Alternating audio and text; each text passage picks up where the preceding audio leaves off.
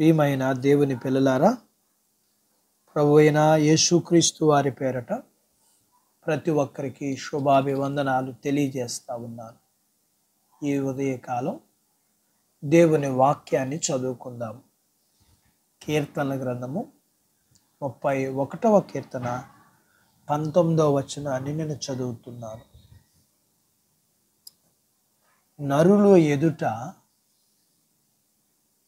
నిన్ను ఆశ్రయించిన వారి నిమిత్తము నీవు సిద్ధపరిచిన మేలు ఎంతో గొప్పది. దేవుడు తన మాటలు మనందరి కొరకు దీవించునుగాక. ఆమేన్. ప్రియమైన దేవుని పిల్లలారా, దేవుడు ఆశీర్వాదాలు మానవుడు పొందుకోవాలని వాటిని సిద్ధపరిచి ఉన్నాడు. అయితే వాటిని పొందుకోవడానికి మానవులకు ఇష్టం కావాలి. అంతేకాదు ఆయన యందు విశ్వాసం కావాలి. అలాగే ఆయనను ఆశ్రయించే వారిగా కూడా ఉండాలి.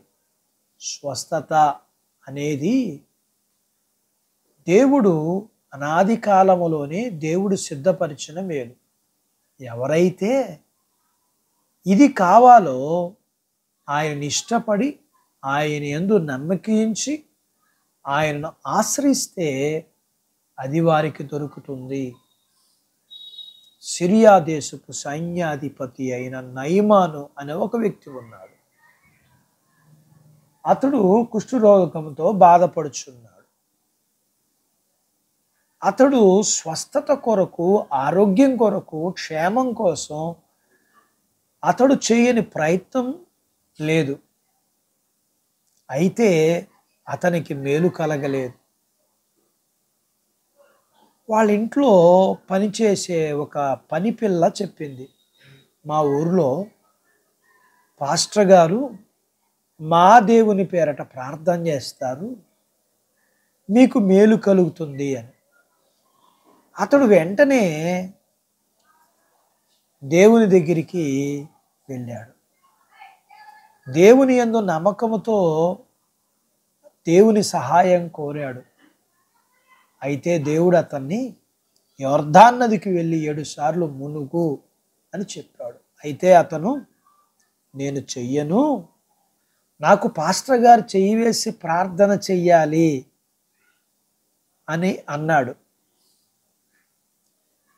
చెయ్యరు అని చెప్పడంతో కోపంతో ఇంటికి వెళ్ళిపోయాడు. రోగం అతన్ని విధేయుడిగా చేశాడు. అతడు దేవుడు సేవకుడు చెప్పినట్లుగా యొర్దాను నదిలోకి వెళ్ళి 7 సార్లు మునిగి స్వస్థత పొందుకున్నాడు. అతడు నమ్మాడు, సహాయాన్ని కోరాడు, విధేయుడై స్వస్థత పొందుకున్నాడు. దేవుడు సిద్ధపరిచిన మేలు తాను అనుభవించగలిగాడు.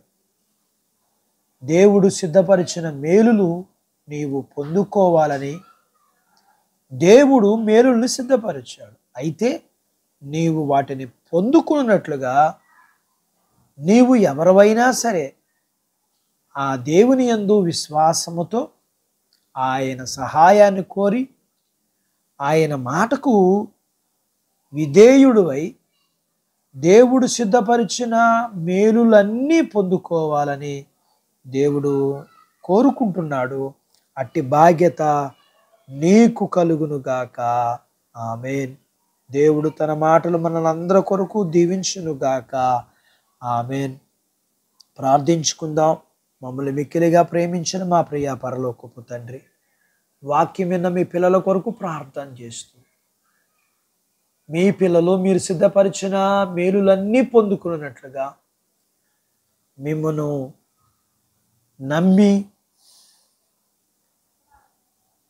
మీ సహాయాన్ని కోరి మీ మాటకు విధేయులై మీరు సిద్ధపరిచిన మేలులన్నీ పొందుకునే బాధ్యత మీ పిల్లలకి దయచేయమని, మీ పిల్లలని వారి కుటుంబీకులను అందరినీ అన్ని విషయాల్లో దీవించమని, చదువుల్లో, ఉద్యోగాల్లో, వ్యాపారాల్లో, పొలాలు, పశువులు, వివాహాలు, గర్భం లేని వారు, గర్భం కలిగిన వారికి సుఖ ప్రసూతి, ప్రసూతైన తల్లి పిల్లలకు ఆరోగ్యం, చదువుకుని ఎగ్జామ్స్ రాస్తున్న పిల్లలందరికీ మంచి భవిష్యత్తు, జ్ఞానము, జ్ఞాపశక్తి, సిద్ధపాటు, రాకపోకల ఆరోగ్యాలు,